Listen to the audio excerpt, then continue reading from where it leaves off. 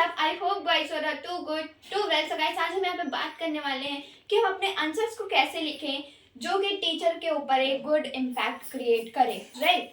ये कंफ्यूजन सभी लोगों को आई थिंक होता है जो कि यहाँ पे बोर्ड एग्जामिनेशन देने जा रहे हैं, बोर्ड एग्जाम देने जा रहे हैं, या तो जो कि अभी 9th में है, जो कि आंसर लिखना सीख रहे हैं। ये कंफ्यूजन सबको होती है कि हम आंसर्स को कैसे लिखें जो कि टीचर को एक गुड इम्पैक्ट क्रिएट करे, राइट। और हम पेपर में कैसे गेन करें full on full number, right. तो इसके लिए मैं आज आपके लिए लेके आई हूँ एक यूनिक सा वीडियो, और इस नॉलेज में आपको इस वीडियो में बहुत ढेर सारी नॉलेज मिलेंगी। यहाँ पर मैं बस सिर्फ एक सब्जेक्ट के बारे में नहीं बात करूंगी, यहाँ पे मैं सारे सब्जेक्ट्स के बारे में बात करने वाली हूँ। जैसे कि आप यहाँ देख सकते हैं, हिंदी के भी बारे में, इंग्लिश के भी बारे में, साइंस के भी बारे में, मैथ के भी बारे में और एसएसटी के भी बारे में, राइट। तो यहाँ पे सारी कंफ्यूजन आपके यहाँ से दूर हो जाएगी। नाउ लेट्स स्टार्ट एंड हम वीडियो को अपने स्टार्ट करते हैं। तो देखिए यहाँ पर सबसे पहले बात करने वाले हैं हिंदी के बारे में, ठीक है। पेपर में आपके पेपर कैसा आता है, खंड का करके आता है, खंड खा करके आता है, राइट। तो यहाँ पे देखो का अगर जो है तो आप कैसे लिखना है, स्टार्टिंग पॉइंट मैं आपको बिल्कुल बता रही हूँ। खंड का आएगा आपको, जैसे कि पता है बोर्ड वालों को कि बोर्ड के पेपर में हमें ब्लैक पेन का यूज नहीं करना है, ना कि हमें किसी भी कलर के स्केच का यूज करना है। ऑप्शन क्या बचता है मेरे पास, ऑनली और ब्लू पेन का यूज करना है। फिर आप एक ही पेन का यूज करके आप अपनी कॉपी को कैसे अट्रैक्टिव बनाओ कि टीचर देख के उसको खुश हो जाए, राइट। टॉपिक यहाँ पे आती है, तो इस टॉपिक को हम आज बताएंगे कैसे लिखना है। देखिए यहाँ पे खंड का आपका आएगा, आपको खंड का को थोड़ा सा बड़े पेन से थोड़ा सा कह सकते हो थोड़ा डार्क करके लिख देना, ठीक है। डार्क करके लिखना, थोड़ा बड़े में लिखना। फिर आप बड़े में उसको लिख करके उसमें थोड़ा सा बादल वादल बना देना, जैसे कि मैं यहाँ पे बनाती नहीं हूँ, ऐसे आप मेरे सारे वीडियो में देखते होंगे मैं ऐसे बादल वादल करके थोड़ा बहुत बना लेती हूँ, राइट। आपको ऐसे थोड़ा सा बादल वादल बनाने से ये क्या होगा, हेडिंग आपको शो करेगी टीचर को।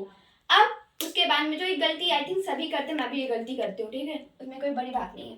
देखो गलती क्या है हम लोगों की, क्वेश्चन आते हैं का करके आता है, फर्स्ट क्वेश्चन आता है का करके आता है फर्स्ट क्वेश्चन। तो हम लोगों की आदत है हम लोग उसमें नंबरिंग कर देते हैं, 1 लिख देते हैं, 2 लिख देते हैं। तो ये चीज कभी भी नहीं करनी है आपको अपने बोर्ड की कॉपी में, कभी भी नहीं करनी। इनफैक्ट आप कहीं भी पेपर देने जाओ तो इसे कभी भी नहीं करना है। अगर जो आपका क्वेश्चन जो है वो हिंदी में ही लिखा है, काही में लिखा है, तो आपको उसको काही करके उसको लिखना है, क्योंकि जिससे टीचर को कोई भी डिस्टर्बेंस ना हो और वो कॉपी चेक करे, क्योंकि उसकी कॉपी एक आपकी कॉपी नहीं रहती, सबकी कॉपी होती है, ठीक है। तो पहला ये अभी जैसे यहाँ पे क्वेश्चन का करके कुछ क्वेश्चन आपको यहाँ पे लिखा है, खा दूसरा लिखा है। आपको आंसर कैसे लिखना है, बड़े में आपको लिखना है प्रश्नोत्तर का। उसके बाद आपको यहाँ पे उसका आंसर लिख देना जो भी आपका आंसर होगा। उसके बाद एक लाइन आपको ब्लैंक करनी है, फिर सेकंड में जाना है, ऐसे प्रश्नोत्तर लिखना है, फिर आपको यहाँ से सारी काम में अपनी स्टार्ट कर देनी है, ठीक है। अब ये था हिंदी का। उसके बाद में यहाँ पे हम आ जाते हैं लेटर्स कैसे लिखेंगे। तो लेटर के लिए सबसे पहले आप डाल दीजिए प्रश्नोत्तर, जितने भी आते हैं अधिकतर लेटर 15 या 14 के ही बीच में आते हैं क्वेश्चंस में। तब प्रश्नोत्तर 14 डाल के उसके बाद पे हेडिंग डाल दीजिए एक बड़ा सा पत्र करके उसको भी थोड़ा ब्रैकेट में करके फिर आप अपने लेटर को स्टार्ट कीजिए। ये है हिंदी में गुड कि आप कैसे एक गुड इम्पैक्ट क्रिएट करें अपनी कॉपी में कि हाँ भाई ये बच्चा पढ़ के आया है, ठीक है। तो ये थी सारी हिंदी के बारे में। अब यहाँ पे हम बात कर लेते हैं इंग्लिश के बारे में। इंग्लिश में आप क्या करेंगे, सेम चीज इंग्लिश में भी होता है, section A, section B, section C, right. तो आपको इंग्लिश में भी ऐसे ही लिखना है। यहाँ पर क्या लिखेंगे, यहाँ पे थोड़े से बड़े लेटर में आपको लिखना है सेक्शन ए। फिर आपको इसको फिर से डेकोरेट करना है।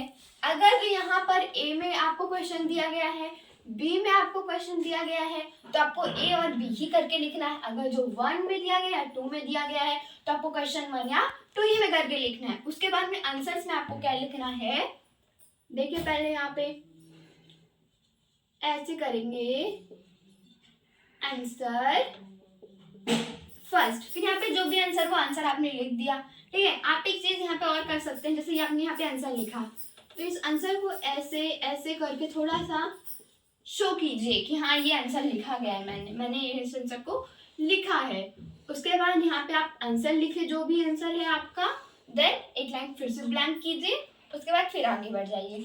सेम चीज ऐसे इसमें लेटर में भी होगा, है ना, ऐसी सारी चीजें इसमें लेटर में भी होगी। अगर जो यहाँ पे मैं बात करूँ डिफरेंशिएट के क्वेश्चंस आ जाते हैं, फिर आप क्या करेंगे, डिफरेंशिएट के क्वेश्चन जब भी आए एक में बीच में डिफरेंट करने को, तो यहाँ पे आपको ब्लैंक करके जरूर लिखना है। इससे टीचर के ऊपर भी गुड इम्पैक्ट क्रिएट होगा आपका, ठीक है। ना मूव ऑन करते हैं साइंस के टॉपिक में। साइंस में केमिस्ट्री आती है, आपकी सारी चीज़ें आती हैं, तो आपको केमिस्ट्री के बाद कैसे आंसर लिखने हैं। केमिस्ट्री में जैसे कोई भी क्वेश्चन आता है तो अधिकतर उसमें रिएक्शन जरूर पता होते हैं आप लोगों को।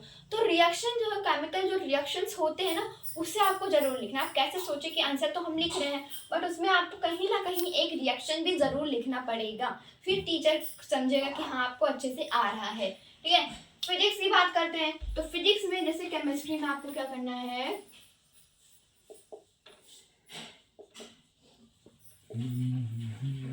ठीक है, केमिस्ट्री में आपको क्या करना है, केमिस्ट्री में आपको 1-2 रिएक्शन जरूर लिखनी है। उसके बाद फिजिक्स में आपको क्या करना है, फिजिक्स में आपको न्यूमेरिकल्स याद आते हैं, राइट। तो आपको बहुत एक पैटर्न वे में, सीधे आपको एक पैटर्न में लिखना पड़ेगा। ठीक है, न्यूमेरिकल को तो ये हो गया न्यूमेरिकल के बारे में। सीधा मैथ का भी न्यूमेरिकल वही होता है, तो आपको ऐसा लिखने का पैटर्न हो, जैसे आपने यहाँ पे 36 लिखा है तो 37 इधर ही आए, फिर एरो में एकदम बीच ही में आई। ठीक है, तो ये चीजें हो जाती है मैथ के बारे में आपके लिए। और लाइन तो सब में एक आंसर के बाद में एक ब्लैंक लाइन आपको जरूर ही छोड़नी है। टॉपिक अब आती है एसएसटी में हमें क्या करना है। अच्छा सॉरी, मैं बायो में आपको बताना भूल गई इधर।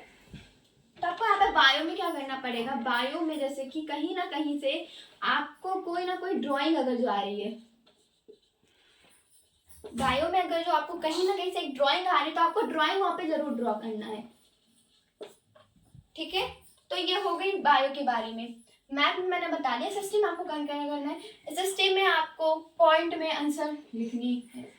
सारे आंसर्स कैसे होने चाहिए, पॉइंट में होनी चाहिए। यही चीज आपको केमिस्ट्री में भी करनी, अधिकतर से पॉइंट में आप आंसर लिखिए। बायो में भी आपको यही करना है कि पॉइंट में आंसर लिखिए। ठीक है, और सेम चीज आपको एसएसटी में भी करनी, चाहे वो सिविक्स हो, ज्योग्राफी हो, इकोनॉमिक्स हो या हिस्ट्री हो। आपको सारे आंसर्स को पॉइंट में ही लिखना है। और डिफ्रेंशिएट करने को किसी में भी आ जाए इन सब में से, तो आपको एक ब्लैंक एक लाइन खींचनी है बीच में, जिससे जिसे डिफ्रेंशिएट करना है आपको वही लिखना है। ठीक है, आई होप आपको सारी चीजें समझ आई होंगी। मिलते हैं आपसे नेक्स्ट वीडियो में, तब तक के लिए बाय बाय, टेक केयर।